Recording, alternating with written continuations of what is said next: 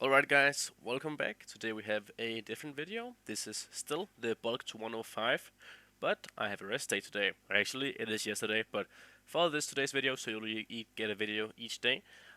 This video will be posted on that day where I'm supposed to have a rest day. So yeah, this is still the road to 105 bulk, and the body weight is still going up. You can see right here, I still have tracked all my body weight, and yesterday we hit a PR, 98.65, so that actually means 97.65, but that is a PR.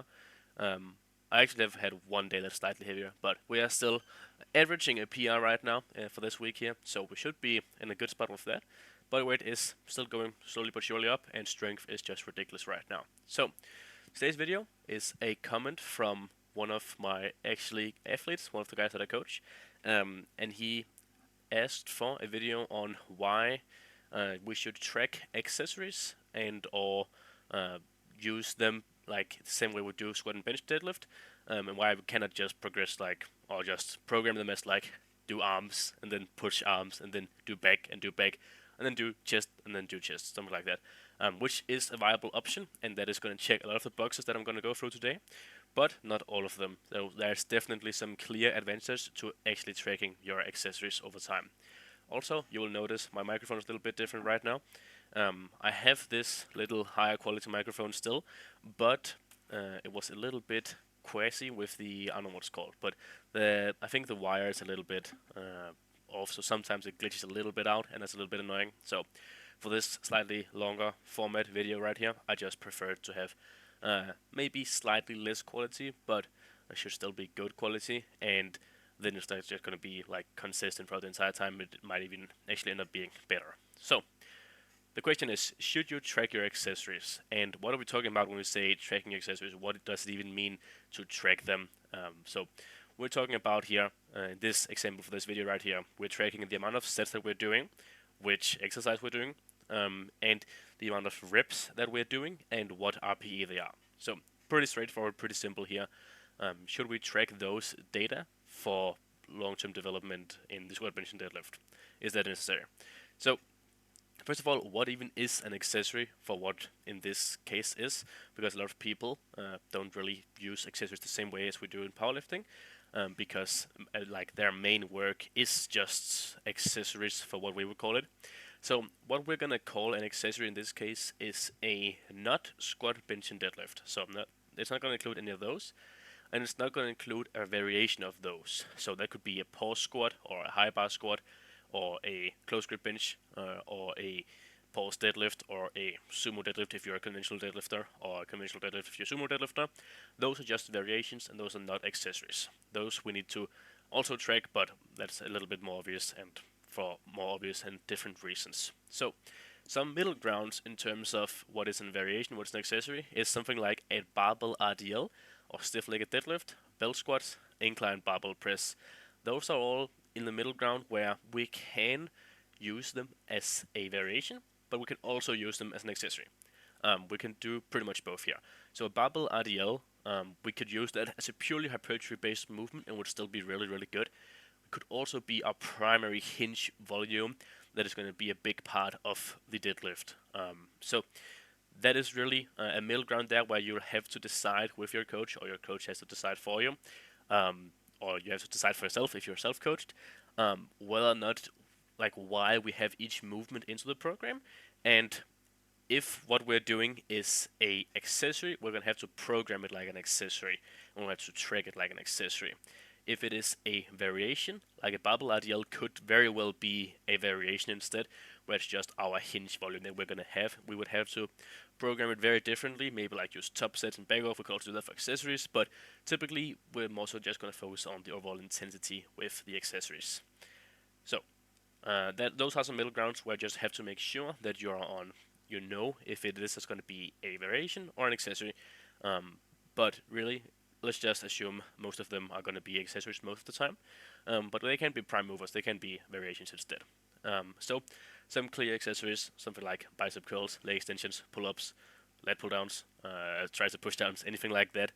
Those are going to be clear accessories that we're going to track and progress like accessories. So before we need to know how we can track them and why we should track them, we need to know what their purpose in the program is. So why do we have that? We always have to ask ourselves that question whenever we program something into a program. We need to know exactly why that is there, and if we don't, we probably shouldn't have it in the program. Every single set, rep, and RPE and intensity needs to have a direct purpose that we're having.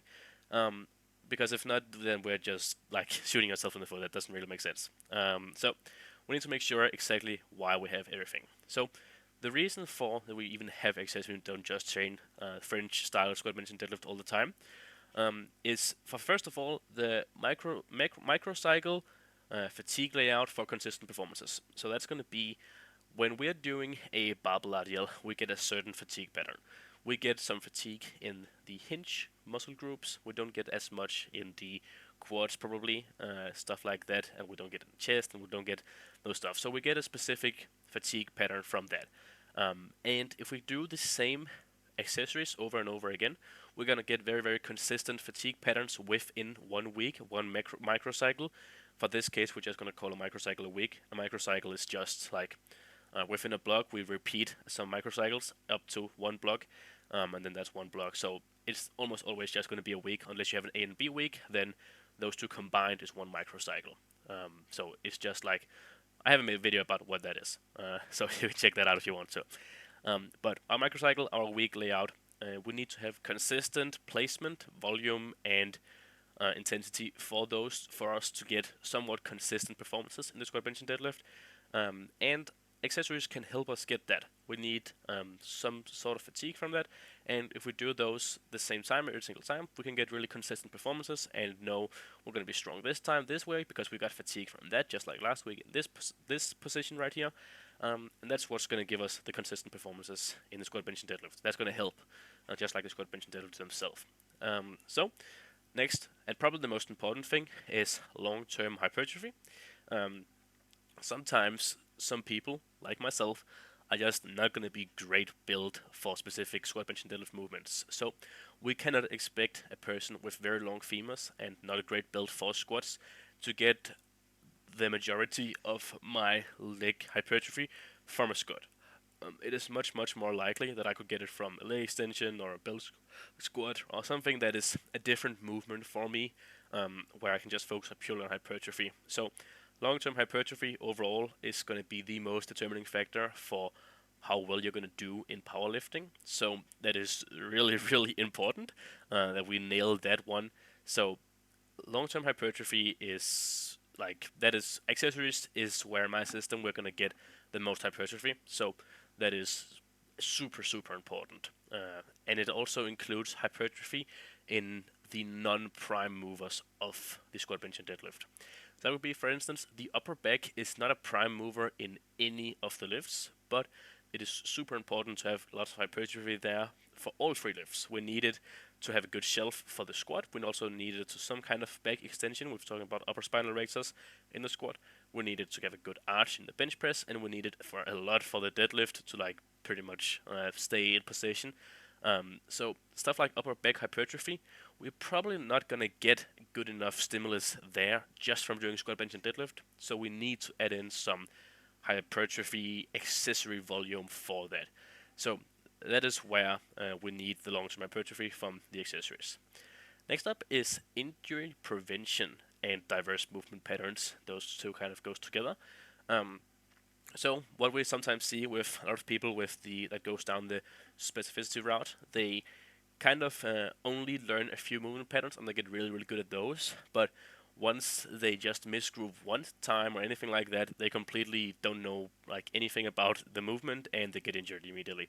So if we have a more so a little bit of a broad perspective of the hypertrophy that we can get into and like push ourselves into, we'll be much, much more likely to not get injured by misgrooves here and there and stuff like that. There's definitely some value to having lots of different movement patterns in different joints. So for instance, for the bench press, we're always going to push through the elbows, and same thing with the squat. I'm not really going to pull through the elbows in the deadlift, so we might need some kind of bicep work, pulling work there, just to get rid of injury and stuff like that. And really also, we're never going to go through some super long range of motion in the squat, bench, and deadlift. Like we're never gonna get to a fully lengthened position. Maybe in the bench press and the chest, but not really. So going through those longer range of motion and a more stretched and like fully contracted position is probably gonna be good for overall like injury prevention in the long term. So uh, we definitely need accessories to stay healthy in the long term. So those are the three primary reasons: microcycle, fatigue layout, long-term hypertrophy, and injury prevention. That is why we do accessories. So how do we best check all those boxes in how we program the accessories? So for the microcycle fatigue layout, so getting consistent performances within the week, we need some kind of consistent fatigue from the accessories. If we one day do 6 sets of 10 at RP10 and we the next day do 3 sets of 8 at like RP7, um, we're not going to get consistent fatigue, and that means we're not going to be able to get consistent performances out of squat, bench, and deadlift, and that can like snowball into some really bad stuff. So we cannot completely change volume up here and there or intensity. We need some kind of consistent volume and RPE from, or just intensity from the accessories. Now that doesn't necessarily have to be that it's the same volume and RPE from week to week, but we need to make sure that once we run a block, a week two needs to be relatively comparable to another week two. So we can have consistent performances within a block. We don't need to have consistent performances from week to week. We don't need to be the same strength in week 1, 2, 3, 4. Probably we're not going to do that, almost certainly. But we need to be somewhat consistent within our block 1 week 1 and our block 2 week 1 and our block 3 week 1, if that makes sense. So we need to be consistent from block to block to block with that. So we need some kind of consistent volume slash intensity for to get that consistent performance. And the best way to know that we're getting somewhat consistent volume and intensity is simply just to track it. We need to like know how many sets did we do last time, how many sets we do this time, what weight did we use last time, what weight did we use this time, what RPE was it last time, what RPE is it this time. So that is one really, really important thing. Next up, for long-term hypertrophy, we need some sort of progressive overload to make good hypertrophy progress, probably. So we need to do a little bit more somewhere, somehow. Could just be controlling a little bit more on the eccentric, something like that. Could be pushing 2.5 kilos more. Could be doing one more rep, something like that. Typically, I'm not a big fan of changing rep ranges too much. I'm fine with like maybe 2, 3 reps up or down, something like that. Some cases a little bit more, but I don't like to switch from week to week from doing sets of 10 to sets of 20, just because the fatigue layout is going to be that much different from those. So I like to keep those relatively consistent within a block, maybe even from block to block within a microcycle. So we don't change that in itself in reps, but we need to progressive overload the accessories somehow. And the best way to do that is really just to know what you have done so you can know what you need to do next time. So if you track it, typically it is really mostly for this so you know what your strength levels are in a wide grip, neutral grip, lat pull down, something like that. Like some weird accessories where I don't know your PR, unlike in a squat or a bench or deadlift. Um, we need to have some kind of baseline to go off of, also to make sure that we're actually training hard and we're actually pushing ourselves. We need to know what we've done previously on it. So if you previously did like 80 kilos for a set of 12 and you're sitting here doing 60 kilos for a set of 8 and you're like, oh, this is hard, but it's not really that hard, you could just push a little bit more, then you know you're not training really hard. You need to level up a little bit there. And really just knowing what you have done can really help with that. So we need to know where the strength levels are, and the best way to know that is simply just track it and see what RPEs it previously was to see what it is right now, and just go by the thought that probably your strength hasn't changed that much in accessories. They change over the long term for sure, but in the short term, like within blocks and stuff like that, they don't change in strength. Sometimes they can change a little bit in like how peaked they are, how good you are at doing them, and you can train heavier within the block, and the RPE doesn't have to go that much up. But that's just because you're getting better at the movement. Just like in the squat, bench, and deadlift, we are stronger in the week 5 compared to week 1, or week 4 compared to week 1. So, same thing there. next up, for injury prevention, we just need some kind of adequate volume. We need to make sure that we're not doing too much or too little in terms of that. If we are doing too much, we are probably going to get injured. If we're not doing enough, we're not going to get the right adaptation, so we're not just going to get injured from something else. And the video cut out again. Just a sec. Okay, that's something I need to fix for real. But yeah, injury prevention, we need some kind of adequate volume to make sure that we're not doing too much or too little. And we also need to make sure that we are having enough like adaptation coming into this. So if you have a sensitive hip, something like that, we're probably not going to start off by doing 5 sets of 10 in the RDLs. We're probably going to push them slowly, gradually start off with like 2 sets of 8, something like that, and then go slowly up in volume over time, so we don't get injured and we can help ourselves with actually preventing injury in sensitive movements, if you want to call it that.